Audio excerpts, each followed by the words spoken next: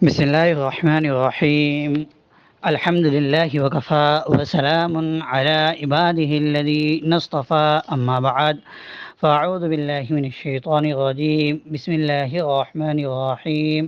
إن الصلاة كانت على المؤمنين كتابا موقوتا. صدق اللہ العظیم. محترم سامعین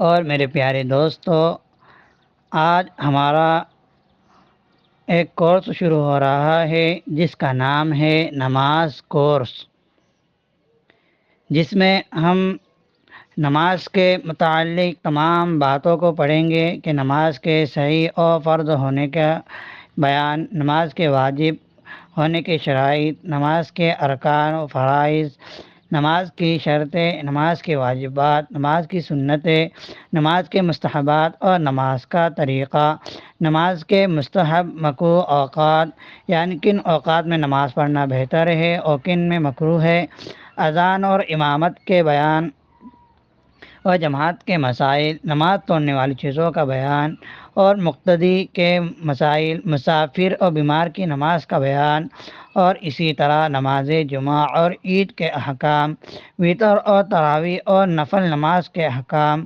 اور اسی طرح نمازی کے سامنے سے گزرنے اور آڑ یعنی سترے کے بیان، اور اسی طرح سجدہ سہو اور سجدہ تلاوت کے احکام، اور اسی طرح قضا نماز کے ساتھ فدیہ کے احکام.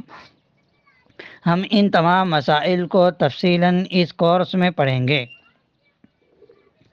تو ہم اس کورس کو شروع کرنے سے پہلے قرآن مجید کی چند آیات اور ان کا خلاصہ سمجھتے ہیں کہ قرآن مجید کے اندر اللہ تبارک و تعالیٰ نے بہت سی جگہوں پر نماز کا ذکر فرمایا ہے. اگر ان سب کو بیان کرنا چاہے تو ایک طویل دفتر چاہیے اور طویل وقت درکار ہے، لیکن ہم چند آیات پڑھتے ہیں کہ ایک آیت جو ہم نے خطبے میں پڑھی ہے، ان الصلاۃ کانت علی المؤمنین کتابا موقوتا، کہ یقیناً نماز مسلمانوں پر، مومنین پر فرض ہے وقت وقت سے.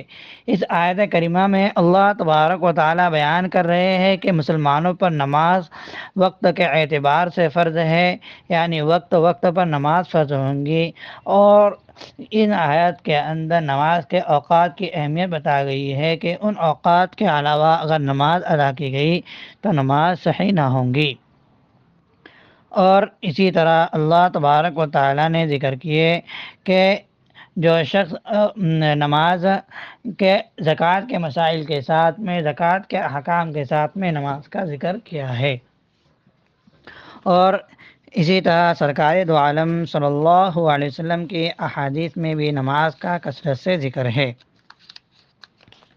قرآن مجید کے اندر اللہ تبارک و تعالیٰ فرماتے ہیں ان الحسنات یذہبن السیئات، بے شک نیکیاں برائیوں کو مٹا دیتی ہے. تو یہاں نیکیوں سے مراد اس آیت کریمہ میں نماز ہے، یعنی نماز کو پڑھنا، نماز ادا کرنا، یہ انسان کی برائیوں کو مٹا دیتا ہے.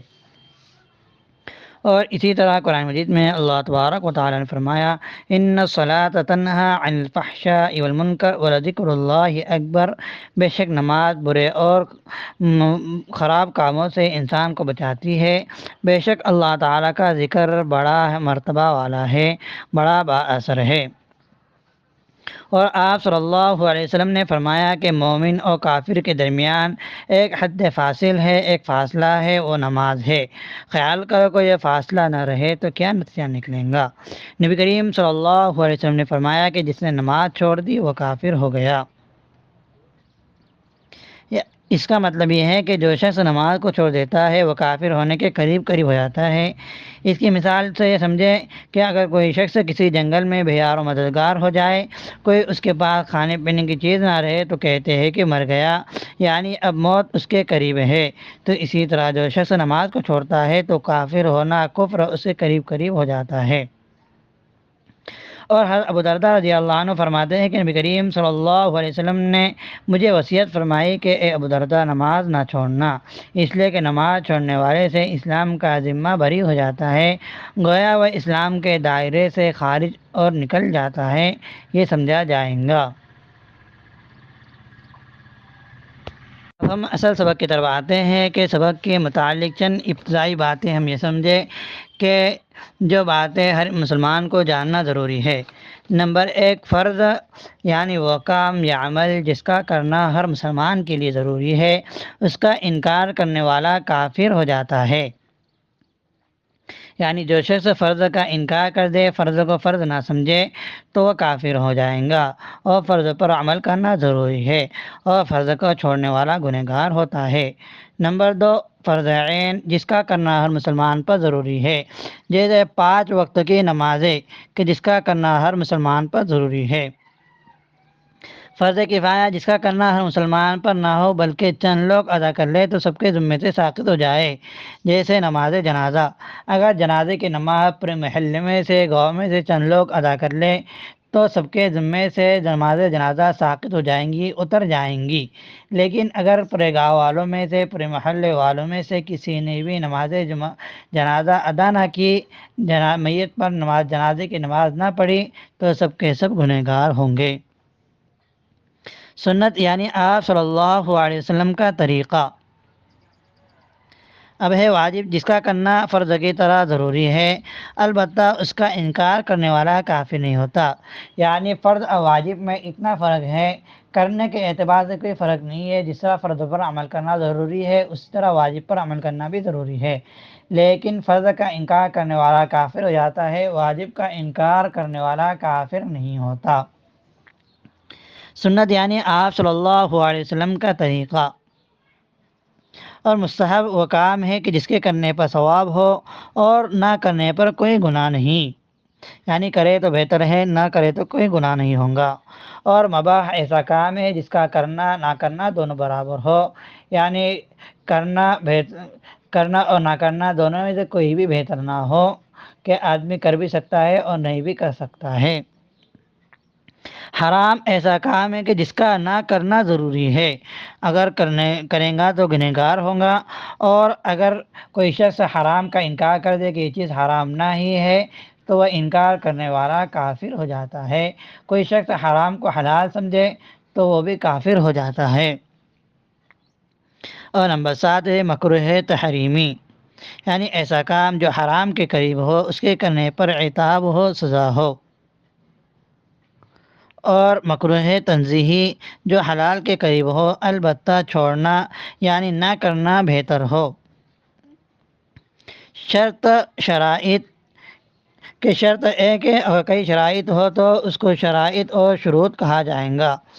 تو شرط اور شرائط اس کو کہتے ہیں کہ جس چیز پر کسی چیز کا وجود موقوف ہو، یعنی جس چیز پر کسی چیز کا ہونا موقوف ہو، جیسے نماز کے لیے وضو تو شرط ہے لیکن اس میں داخل نہیں ہے، یعنی وضو کرنا نماز کے لیے ضروری ہے، اگر کوئی شخص بغیر وضو نماز پڑھے تو اس کی نماز نہیں ہوگی، لیکن وضو نماز کے اندر داخل نہیں ہے۔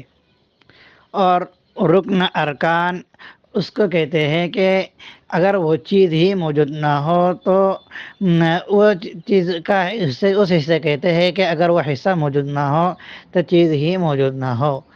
مطلب کہ نماز کا ایک حصہ رکوع ہے، اگر کسی شخص نے نماز پڑھتے ہوئے رکوع ہی نہیں کیا تو اس کی نماز ہی نہیں ہوئی، اسے دوبارہ نماز پڑھنا پڑیں گی۔ تو رکوع یہ نماز کا رکن ہے، نماز کے ارکان میں سے ہے۔ تو یہ چند ابتدائی باتوں کو ہم نے پڑھا ہے۔ اب ہم پڑھتے ہیں کہ ہر مسلمان پر، یعنی ہر آدمی پر، ہر انسان پر نماز کے فرض اور واجب ہونے کے چند شرائط ہے۔ سب سے پہلی شرط اسلام ہے، یعنی نماز آدمی کی اس وقت صحیح ہوں گی جب کہ وہ اسلام لے آئے۔ کافر اگر نماز پڑھے تو کافر کی نماز صحیح نہ ہوں گی۔ نمبر 2، بالغ ہونا، نابالغ پر نماز فرض نہیں ہے۔ اگر نابالغ بچہ ہو تو اگر 7 سال کا ہو جائے تو حدیث پاک کے اندر یہ ہے کہ اسے نماز کی ترغیب دو، نماز پڑھنے کا حکم کرو، اور اگر جب بچہ 10 سال کا ہو جائے تو نماز نہ پڑھنے پر اسے مارو۔ تو یہ بالغ ہونے سے پہلے نماز پڑھنے کی ترغیب اور نماز چھوڑنے پر مار، یہ اس لیے ہے کہ بالغ ہونے تک بچے کو نماز کی عادت پڑ جائے۔ نمبر 3 ہے عقل مند ہونا، پاگل پر نماز فرض نہیں ہے، یعنی مجنون، پاگل یا بے ہوش شخص پر نماز فرض نہیں ہے، لیکن پاگل اور عقل مند ہونا ایسا ہے کہ جو ہمیشہ پاگل رہے، ہمیشہ بے ہوش رہے۔ اگر کوئی شخص ایسا ہو کہ جسے پاگل پن کے، بے ہوشی کے دورے پڑتے ہو، تو ان کے لیے حکم یہ ہے کہ وہ اگر اس کا پاگل پن کا دورہ، بے ہوشی کا دورہ 5